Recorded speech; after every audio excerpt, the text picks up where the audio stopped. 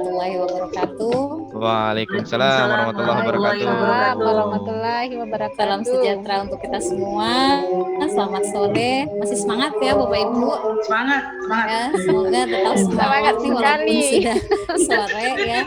Jadi mungkin materi selanjutnya dari saya itu yaitu tentang asesmen formatif dan asesmen sumatif. Izin share screen dulu ya.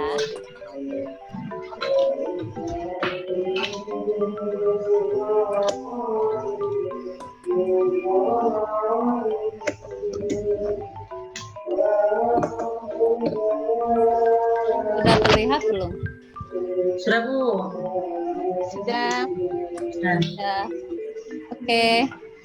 Nah, Bapak Ibu, mungkin kita masih ingat ya sebelum ke asesmen ini kita pernah melakukan pasti yang namanya asesmen diagnosa ya atau diagnostik ya. Iya, jadi untuk melihat perkembangan siswa ya latar belakangnya dan lain sebagainya. Nah, itu kita butuhkan asesmen tersebut.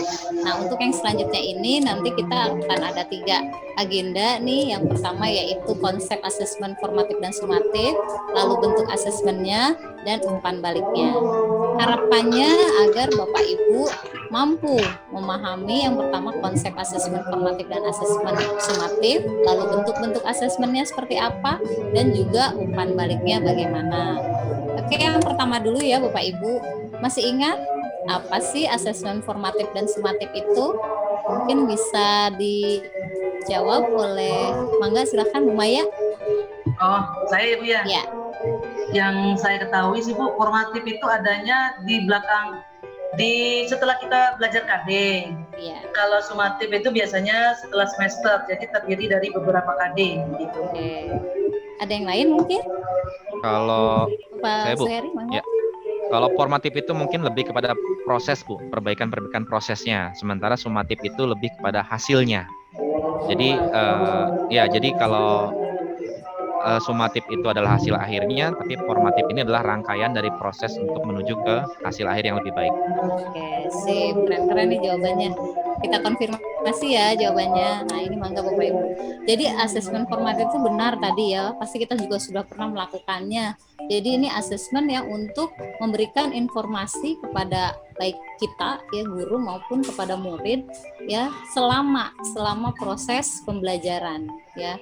Jadi kalau yang sumatif itu dia di akhir pembelajaran biasanya bisa berupa apa saja, bisa berupa penilaian akhir semester, tengah semester, seperti itu ya Bapak Ibu. Oke, jawabannya. Oke, kita lanjutkan yaitu yang ini. Nah, Bapak Ibu pernah dong mendengar ya ada assessment as learning, for learning, of learning. Nah, tadi kita sudah bahas asesmen yang formatif dan sumatif. Nah, untuk yang as learning ini apa sih? Jadi ini asesmen di mana ini kita asesmen yang untuk merefleksi proses pembelajaran. Jadi kita bisa nih di tengah-tengah itu melakukan asesmen. Contoh misalnya sedang berdiskusi anak, nah kan proses tuh sedang berlangsung tuh bisa. Nah, terus juga misalnya nanti dari sana itu kan terlihat ya anak sudah menangkap belum sih apa yang sudah kita sampaikan. Nah, baru nanti muncul assessment for learning. Ini selama pembelajaran itu yang perlu diperbaiki apa sih? Ternyata cara yang selama ini kita pakai itu kurang mengena di anak-anak masih kurang memahami nih. Nah, itu perbaikan yang untuk for. Nah, sedangkan yang off ini mungkin kita kenal juga yang sumatif itu tadi. Nah, ini assessment yang evaluasi di proses akhir pembelajaran, biasanya tadi contohnya bisa tengah semester, penilaian tengah semester, akhir semester, seperti itu Bapak Ibu. Oke ya. Nah, ini juga sepertinya sering juga Bapak Ibu lakukan. Nah, kira-kira yang banyak kita lakukan itu pasti kan yang off learning ya Bapak Ibu ya. Nah, jadi yang off learning ini pasti yang akhir aja yang kita inikan ya, yang kita lakukan. Nah, kita suka lupa as learning dan for learningnya. Mungkin ada yang mau coba ini? Kenapa sih kita tuh yang S dan for-nya itu suka lupa? Ya, sudah nanya sih ke beberapa teman-teman guru ya ternyata katanya ribet, waktunya nggak ada, terus juga apa ya, pokoknya Kejar intinya nggak materi sempat. kali. Betul, kerja materi gitu kan. Tapi Banyak kan libur, Bu. sebenarnya iya betul. Waktunya jadinya habis ya Bu. Nah jadi kita kadang suka melihat akhirnya saja tanpa melihat proses. Tapi semoga nanti di kurikulum baru ini ya harapan kita ya prosesnya itu dipakai gitu ya.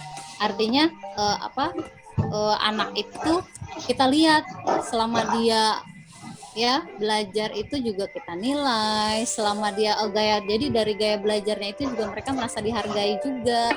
Jadi kalau yang terakhir itu kan kita juga nggak tahu benar nggak sih mereka itu mengerjakan sendiri atau memang melihat kerjaan orang. Nah, jadi proses itu lebih diutamakan. Oke, Bapak Ibu, selanjutnya slide berikutnya adalah yang ini. Nah, ini juga hampir mirip dengan yang tadi, ini penekanan nih. Jadi S dan for itu harus lebih banyak.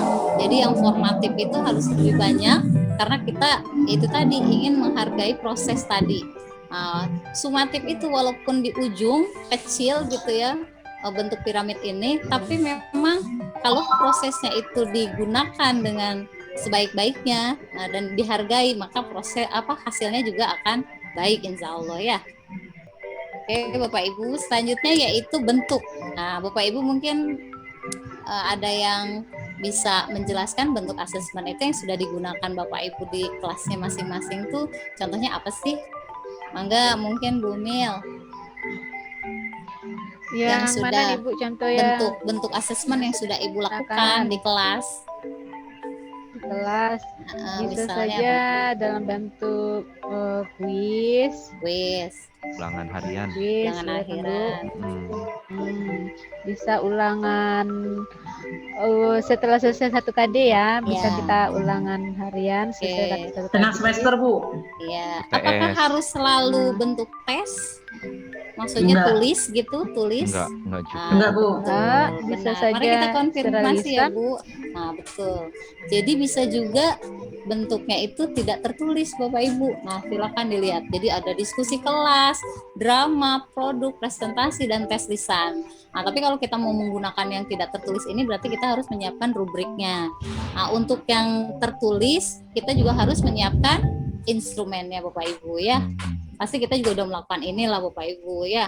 Nah ini praktek kita ya ceritanya ya, menentukan asesmen. Nah kira-kira nih asesmen apa sih yang cocok untuk materi pertumbuhan dan perkembangan tumbuhan?